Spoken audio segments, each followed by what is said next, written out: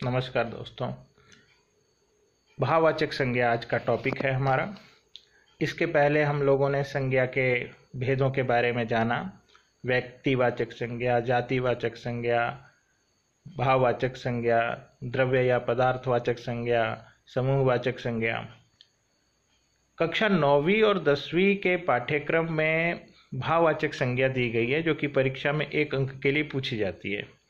हम लोग इस पर चर्चा करेंगे आज और जानेंगे कि ये किन किन शब्दों से परिवर्तित होता है।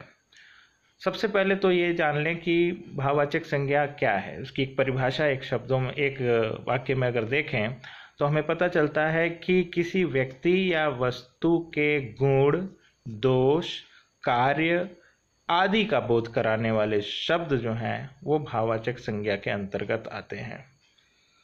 अब इसमें संज्ञा के भेदों में एक भेद हमने पहले जाना है, जातिवाचक संज्ञा। जो जातिवाचक संज्ञा है, इससे भी भाववाचक में हम परिवर्तन करते हैं और करके दिखा रहे हैं।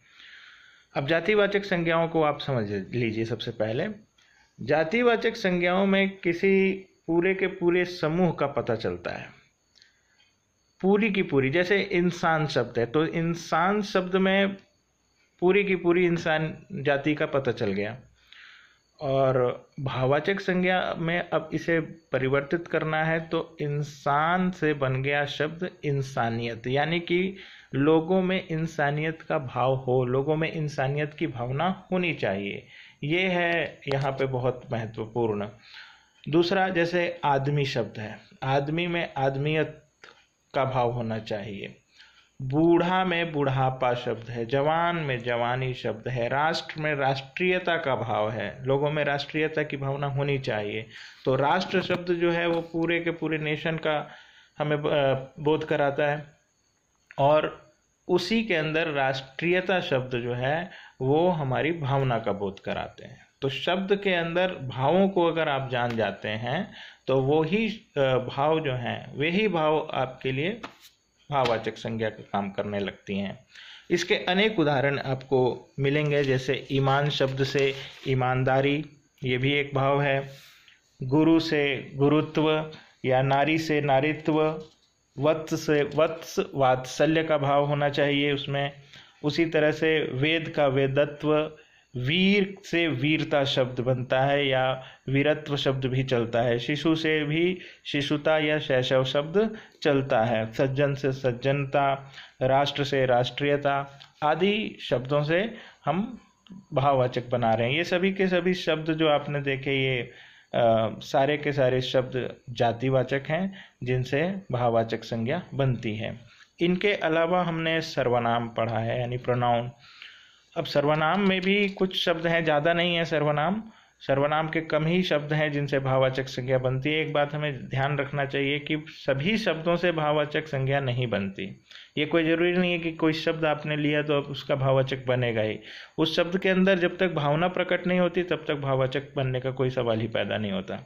तो सर्वनाम की जब हम चर्चा करते हैं तो सर्वनाम के अंतर्गत जैसे अपना शब्द है तो अपना से अपनापन, उसी तरह से निज है निज से निजत्व, या फिर सर्व से सर्वस्व, आप से आपा, मम से ममता। ये सारे के सारे शब्द जो हैं वो भाववाचक संज्ञा का काम करते हैं।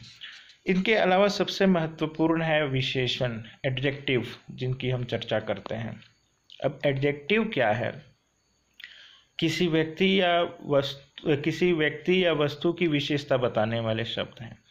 उन शब्दों से भी हम जैसे भाववाचक संज्ञा बनाएंगे। जैसे कि राष्ट्र शब्द है संज्ञा और राष्ट्र है जातिवाचक। राष्ट्र से बना विशेषण राष्ट्रीय, जैसे कि आपके लिए एक उदाहरण है कि मोर हमारा राष्ट्रीय पक्षी है। मोर की ये विशेषता है कि वो राष्ट्रीय पक्षी है। अब भाववाचक उसी शब्द का बनाएं तो राष्ट्र से राष्ट्रीय और राष्ट्रीय से बना राष्ट्रीयता भाववाचक। राष्ट्र शब्द जातिवाचक, राष्ट्र शब्द का विशेषण राष्ट्रीय और राष्ट्रीय शब्द का भाववाचक बन गया राष्ट्रीयता। उसी प्रकार से जब हम शब्दों का विशेषण बनाएंगे तो बहुत से ऐसे तमाम शब्द आपको मिलेंगे, और ये सारे के सारे शब्द हमें याद करने होते हैं। जब बच्चे इसको 2 बार 3 बार रिपीट करते हैं तो अपने आप उनको ये जानकारी हो जाती है, और इनमें से बहुत से शब्द हैं जो वो अपनी दिनचर्या में पढ़ते हैं, सुनते हैं, बोलते भी होंगे, तो उनको ये आसानी से याद हो जाते हैं। जैसे कि अगर आप देखें अमीर शब्द है तो अमीर में अमीरी, गरीब से गरीबी, उचित से औचित्य का भाव होता है। उसी तरह से चौड़ा से चौड़ाई का भाव है। ये सारे विशेषण शब्द हैं। काला से कालापन शब्द आ जाता है। अमर से अमरता, गंदा गंदगी, चतुर चतुराई या ऊंचा ऊंचाई, कठोर कठोरता, गंभीर गंभीरता, गरम गर्मी, ठंडा ठंडक। उसी तरह से पीला पीलापन, पतला पतलापन, भयानक का भाववाचक बन जाता है भय, डर का भाव। मोटा मोटापा, महात्मा महात्म्य। ये कुछ शब्द हैं जो कि थोड़े से कठिन होंगे, लेकिन आप बहुत से शब्द जो मैं बोल रहा हूँ आपको लगेगा काफ़ी आसान है। जैसे वीर शब्द है, आप भी बता सकते हैं वीर का वीरता होगा।